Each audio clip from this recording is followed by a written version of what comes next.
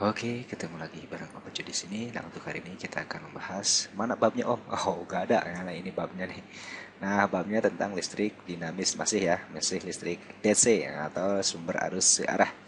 Nah, untuk hari ini Om Bejo akan berbagi cerita atau berbagi materi tentang itu hukum Om ya. Nah, seperti Om, Om Bejo. Oke, ini itu hukum Om. Apa sih Om yang dipelajari oleh hukum Om? Oke, ini artinya sebenarnya kamu apa namanya? eh, Persamaan hukum omnya, saya yakin kamu udah pada tahu benar, udah hafal benar gitu kan ya. Nah, tapi sekarang kita jelaskan juga arti atau makna fisis atau misalkan apa sih yang dibicarakan oleh si om tersebut. Nah, contohnya kayak gini deh. Nah, tuh ada sebuah gambar atau sebuah rangkaian listrik gitu ya. Nah, di sini kita simpulkan ada sebuah hambatan R atau misalkan kamu pasangin lampu juga boleh karena yang namanya lampu juga punya hambatan gitu ya. Nah, oke, dihubungkan pada sebuah baterai sebesar V, beda potensialnya tuh atau tegangannya, maka akan mengalir yang namanya arus listrik. Apa gitu Om buktinya mengalir arus listrik? Ya kalau misalkan kamu punya baterai dihubungkan sama lampu, lampunya bakal nyala. Berarti di situ menunjukkan adanya arus listrik. Oke. Nah, terus si Om yang ini ya, bukan Om Bejo nih. Oke. Dia menghubungkan atau mencari hubungan antara baterai atau beda potensial dengan kuat arus. Artinya gini, kalau misalkan kamu punya satu buah baterai, misalkan tegangannya 1,5 volt, dipasang sama lampu, lampunya bakal nyala kan? Misalkan nyalanya terang, anggap. Baterai itu untuk satu baterai. Terus kalau misalkan batu baterainya ada dua buah batu baterai, misalkan dirangkai seri, berarti ntar lampunya bakal nyala tidak? Tentu nyala Om. Lebih terang atau tetap sama? Tentunya lebih terang. Oke. Terus misalkan baterainya ditambah lagi jadi 3, jadi 4, jadi 5 misalkan. Berarti nyala lampunya juga makin terang. Nah, kesimpulannya kalau misalkan makin terang berarti arus yang mengalirnya juga makin gede gitu ya. Nah, kesimpulan akhirnya kalau makin besar tegangan, maka arus yang mengalirnya juga makin besar. Nah, itu hubungan hukum hubungan antara V, I sama R. Jadi, kalau kamu mencari kuat arus yang mengalir dalam sebuah rangkaian di atas, itu nilainya I itu nilainya, aduh sorry, oke, I-nya kok miring, I sama dengan V dibagi dengan R gitu kan ya. Artinya kalau V makin gede maka I-nya juga makin gede. Oke. Nah, itu untuk menentukan kuat arus listrik yang mengalir. Oke. Atau misalkan kamu pecah biar enak Om cara ngapalinnya boleh. Kan udah diajarin cara ngapalinnya. Kalau nyari V berarti apa? Betul, I kali Jadi gampangnya kan kemarin. Nah, kalau ini apa nih? Betul. Ini dibacanya Om. Nah, Om gitu ya. Om-om demennya atau sukanya sama yang buah pir ya. Oke, yang pir jin gitu kan ya. Oke, ini cara ngingetnya itu boleh, cara ngingetnya mah bebas lah ya. Artinya kalau makin gede V-nya, I-nya makin gede. Kalau V-nya kecil, I juga makin kecil. Artinya V sama I itu berbanding lurus. Tapi hati-hati nih, tapi hati-hati di mana Om? Yang namanya R itu nilainya gimana? Selalu ke tetap ya. Oke, jadi R mah tidak bergantung pada V. Baterainya mau 3 mau 4 mau 7 mau 2 juta gitu kan ya. Nilai R mah nilainya tetap. Yang berpengaruh siapa? Ya arusnya doang. Kalau V-nya gede, arusnya juga gede. Oke, sip. Oke, terus apa lagi Om? Nah, yang akan kita pelajari untuk berikutnya. Nah, ini misalkan nih kayak gini. Ada kamu punya apa ya? Punya contoh tidak? Nah, ada nih contohnya sederhananya.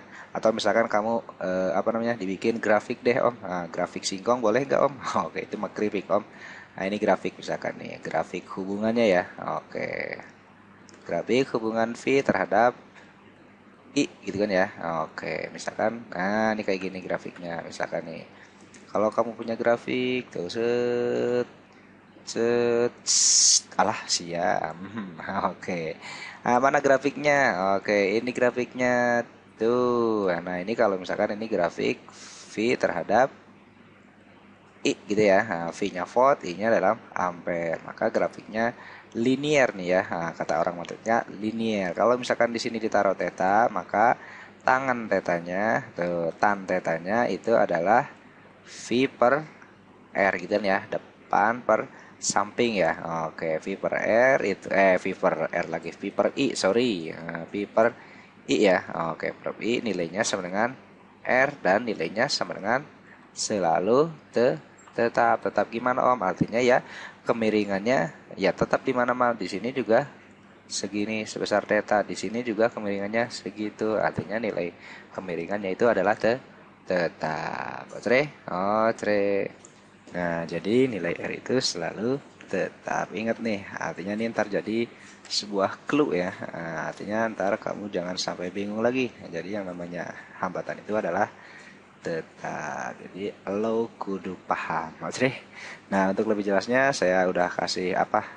Udah nyediain nih contoh soal. Kok hilang Om? Nah, ini contoh soalnya tuh. Contoh soal dari hukum Om. Nah, lengkapi tabel berikut dan lengkapi grafik berikut. Oke. Nah, di sini ada tabel nomor 1, 2, 3, 4, 5. Kemudian di sini ada kolom tegangan, ada kolom arus, ada kolom hambatan. Lengkapi titik-titik yang belum terisinya. Oke.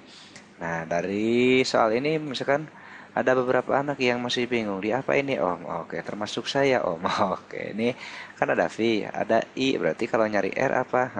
Dari hukum Ohm itu apa? Hukum Ohm pokoknya sorry. Oke, hukum Ohm nih. Hukum Ohm itu V nilainya sama dengan I kali R. Berarti kalau nyari R apa coba? Betul, R itu ya berarti V dibagi I gitu kan ya. Oke, ya udah selesai. Berarti ada V, ada I. 12 bagi 6 berapa? 2. Oke. Sip. Nah, mulai nih di nomor 2 bingung Om. Kok cuman satu Om yang disediainnya? Ini enggak ada, ini enggak ada. Terus gimana nyarinya Om? Apalagi yang ini yang paling bawah, ini enggak ada, ini enggak ada gitu kan ya.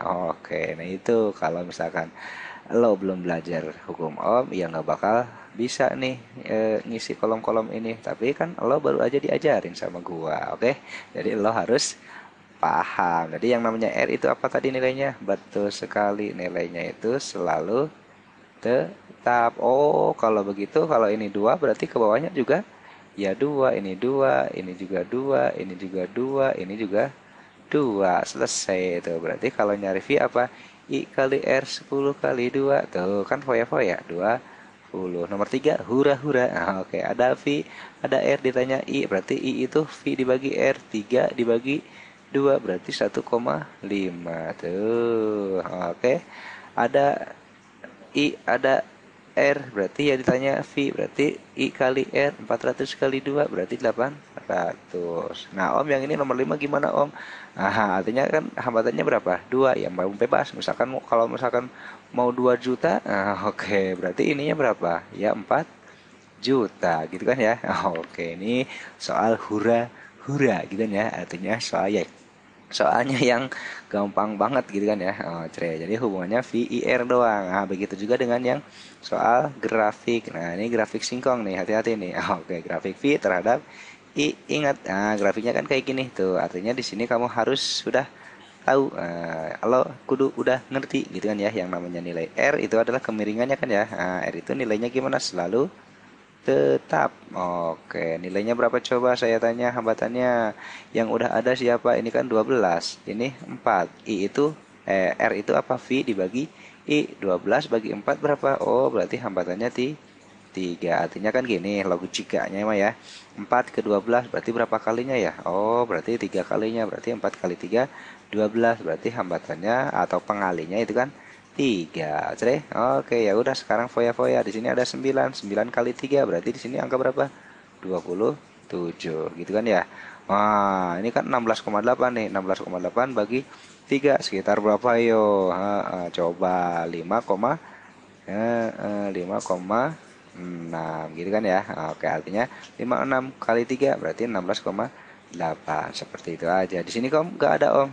Jangan sampai kamu nulis nih angka 8 bisa enggak Om? Ya nggak bisa. Ini kan paling gedenya di sini 4. Kalau 8 ya sebelah sini maunya. Kalau misalkan di sini berarti yang kurang dari 4. Misalkan kamu pengen berapa? Angka berapa? Angka 3 Om. Boleh. Berarti kalau ini 3 berarti ini berapa? Betul. 9. Tuh selesai. Jadi hukum Ohm itu sangat sederhana sekali. kali. Ya sudah, untuk soal berikutnya kamu coba di pertemuan berikutnya atau di video latihan soalnya. Yuk, semoga bermanfaat.